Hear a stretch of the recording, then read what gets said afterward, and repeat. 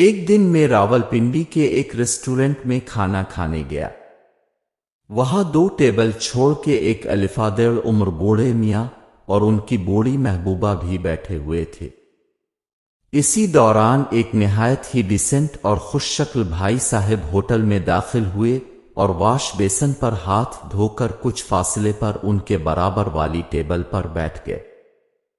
چونکہ ہم نے اپنے کھانے کا آرڈر پہلے ہی دے دیا تھا تو اس لیے ہم کھانے کا انتظار کر رہے تھے کہ اچانک اس صاحب کے موبائل فون کی بیل بجی، جس کے بعد وہ قدرے اونچی آواز میں موبائل پر کسی سے بات کرنے لگے۔ ان کے بات کرنے کے انداز سے لگ رہا تھا کہ ان کو اللہ نے کوئی بہت بڑی خوشی سے نوازا تھا، اور پھر موبائل پر بات ختم کرنے کے بعد وہ وہاں پر موجود سب لوگوں کو مخاطب کرتے ہوئے بلند آواز میں بولے، خواتین و حضرات، آج میں بہت خوش ہوں کہ اللہ نے مجھے بیٹا عطا کیا ہے، اور اس خوشی میں اب سب کو مٹن کڑھائی کھلاؤں گا۔ میں اپنی جگہ سے اٹھا اور آگے جا کر انہیں مبارکباد دی اور کہا کہ بھائی، ہم نے تو اپنے کھانے کا آرڈر پہلے ہی دے دیا ہے۔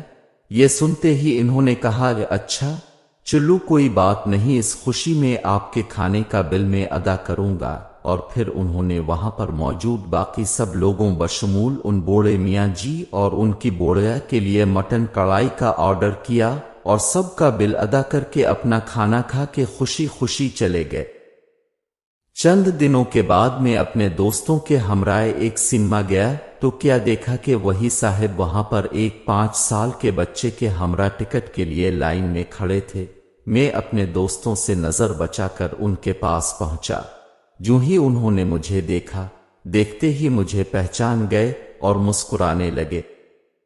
بہرحال سلام دعا کے بعد میں نے تنزیہ کہا کہ ماشاء اللہ، آپ کا بیٹا تو چند ہی دنوں میں اتنا بڑا ہو گیا ہے۔ میری بات سن کر انہوں نے کہا، بھائی چھوڑو اس بات کو، یہ بڑی عجیب کہانی ہے، پھر کسی دن ملو گے تو بتاؤں گا۔ جب انہوں نے یہ کہا تو میرا تجسس اور بھی بڑھ گیا اور میں نے اصرار کیا کہ ابے مجھے یہ عجیب کہانی ابھی بتائیں۔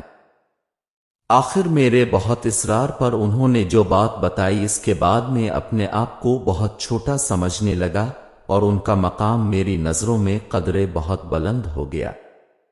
دوستو، انہوں نے بتایا کہ اس دن جب میں ریسٹورنٹ میں داخل تو ہاتھ دھونے کے لیے واش بیسن کی طرف گیا اور وہاں ہاتھ دھوتے وقت میں نے ان بوڑھے میاں اور بڑی اماں جی کی باتیں سن لی تھیں۔ بڑی اماں کہہ رہی تھی، آج میرا مٹن کڑھائی کھانے کو دل کر رہا ہے۔